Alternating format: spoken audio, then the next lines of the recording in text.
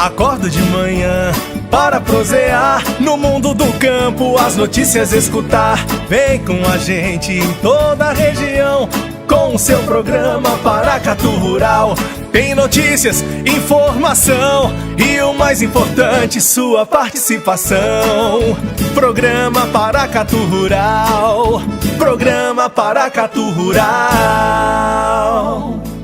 Na tarde do dia de ontem, dia do trabalho, 1º de maio, o mercado da soja trabalhou com leves altas na Bolsa de Chicago. Por volta de 12h10, horário de Brasília, o contrato maio 18 era negociado a $10,40 por bushel, enquanto o contrato agosto 18 trabalhava a $10,52 por bushel. A soja experimenta um rally por conta do acidente ocorrido no complexo portuário de Rosário, na Argentina. Contudo, ainda não se sabe qual foi o dano causado e o que irá acontecer com a demanda pelos produtos provenientes do país. Contudo, os negócios no país sul-americano estão paralisados desde segunda-feira, dia 30, em função do feriado. Vlamir Brandalize chega ao Paracatu Rural com seu comentário sobre a oleaginosa.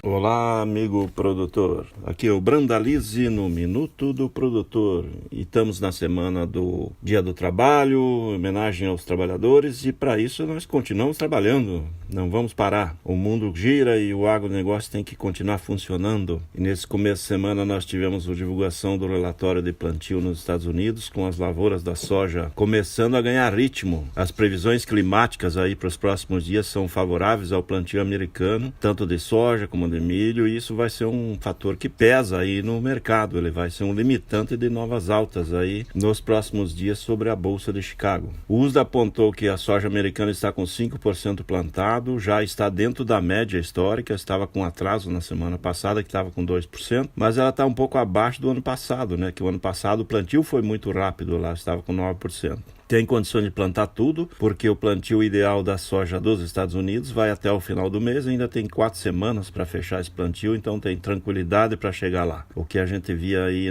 nas opiniões dos campos americanos é que talvez o plantio americano, em vez de cair, ele venha com um crescimento de área, em função de que as cotações para os produtores americanos estão rentáveis aí nesse patamar que está girando Chicago entre 10,30 e 10,70, que é a janela que tem sido trabalhada nas últimas semanas. O principal estado produtor dos Estados Unidos, que é a Iowa, que não tinha nada plantado na semana passada, está com 3%, está dentro da média histórica. E Illinois, ali onde está a bolsa, está com 7% plantado. Então, o quadro climático favorável e o plantio vai andar. Agora vai andar, isso com o clima favorável é fator de pressão provável lá em Chicago, que vai limitar aí novas altas. Aqui no Brasil, o mercado na faixa de R$87 nos portos não tem mudado muito, né? E paga 88 para as posições de junho, 89 aí para junho e julho, então tem chance para pagar melhor aí para as posições à frente. O mês de maio praticamente os portos estão lotados, não tem negócios, porque já estamos aí com mais de 11 milhões de toneladas programadas para embarcar em maio.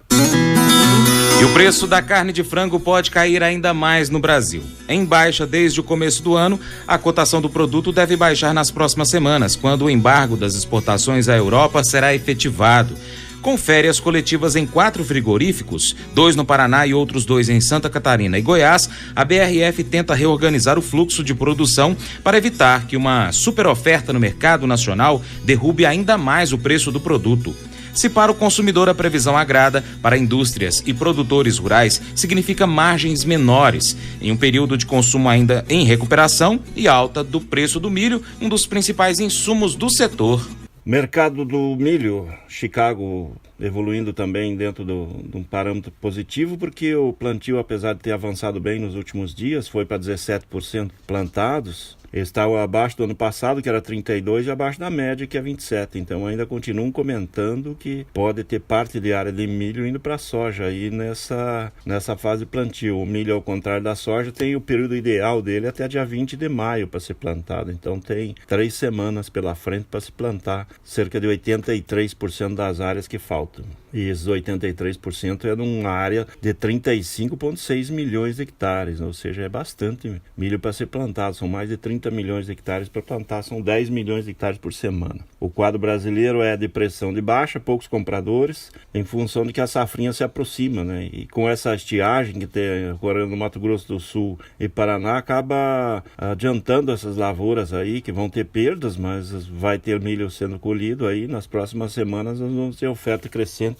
do Paraná, do Mato Grosso do Sul, e as primeiras lavouras já começam a ser colhidas no Mato Grosso. As primeiras áreas do Mato Grosso continuam mostrando baixa qualidade em função de que pegou muita chuva, mas as lavouras que vêm nas próximas semanas vão ter qualidade normal, e as lavouras plantadas no período ideal e tardias vão ter qualidade excelente. Tem o mercado interno calmo, os níveis balizadores nos portos continuam na faixa 37, 38, e internamente as indústrias pagam um pouco mais aí para o milho CIF disponível. Mas o volume de negócio muito lento em função de que o setor da carne continua sofrendo aí. E nessa semana quem está dando as cartas é o mundo árabe, que colocou mais pressão sobre as importações da carne de frango do Brasil, ou seja, aproveitou a brecha aí dada pelos europeus, e agora o mundo árabe, nossos grandes compradores do setor de carne, colocando restrições, regras, todo mundo tentando tirar uma casquinha aí da crise que nossos fiscais aí, nobres fiscais, fizeram aí com a carne brasileira. Isso acaba pressionando, e eles estão pressionando para ter cotações menores, vantagens. Isso é fator negativo aí para o segmento, né? Nós vamos ver aí provavelmente em maio alguns frigoríficos aí em férias coletivas,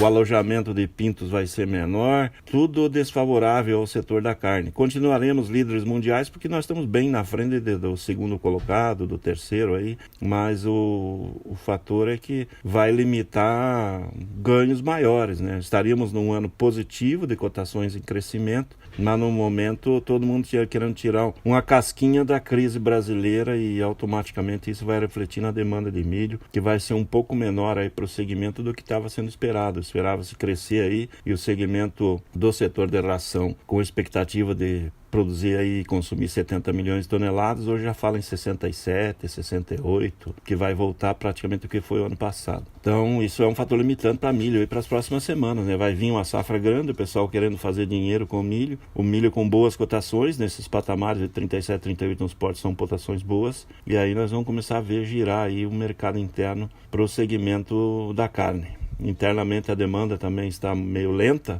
justamente em função da crise econômica brasileira, né? Que nós começamos a engatinhar para sair da crise, mas ainda estamos longe da saída, aí, justamente em função de que o Brasil, nosso governo, aí continua gastando mais do que arrecada, né? Então, os dados de março aí apontam que o rombo no mês de março foi de 25 bilhões nas contas públicas, ou seja, se gastou mais do que arrecadou em 25 bilhões. Então, isso tem impacto, isso pressiona o dólar, acaba complicando novos investimentos. Então, a crise ainda está um pouco longe de ser resolvida. E com o Congresso e o governo que a gente está hoje em ano eleitoral, dificilmente vai ver mudanças nesse quadro aí. Só o novo presidente que vai ter condição para colocar um rumo diferente aí para a economia brasileira. O presidente Michel Temer anunciou oficialmente na noite de segunda-feira, 30 de abril, em pronunciamento de rádio e televisão, um aumento no valor do Bolsa Família. O programa terá um reajuste de 5,67% acima da inflação, conforme defendiam os auxiliares mais próximos do presidente, em contraposição à proposta da equipe econômica do governo.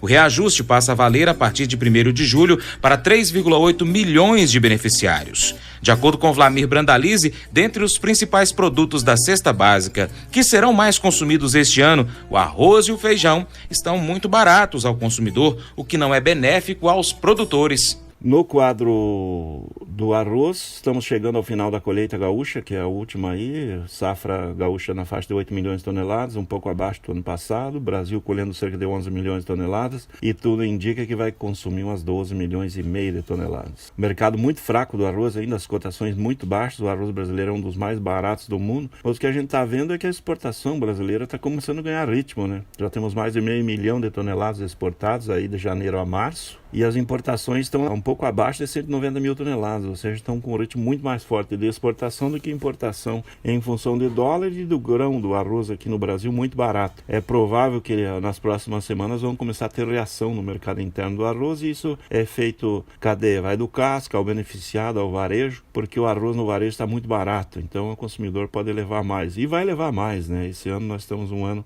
de forte demanda de alimentos básicos, né? Essa semana o governo aumentou o dinheiro distribuído aí pelo Bolsa Família em 5,7%, mais ou menos uns R$11 a mais aí na conta, que é distribuída aí para 13,7 milhões de famílias brasileiras. Um bom dinheiro a mais aí para o sistema, que vai basicamente para alimentos, né? Vai para arroz, feijão, ovos, óleo de soja, que vão ser os beneficiados aí com esse aumento do Bolsa Família. Temos que lembrar que temos 13,1 milhões de desempregados também, que vão continuar no arroz, feijão e ovo.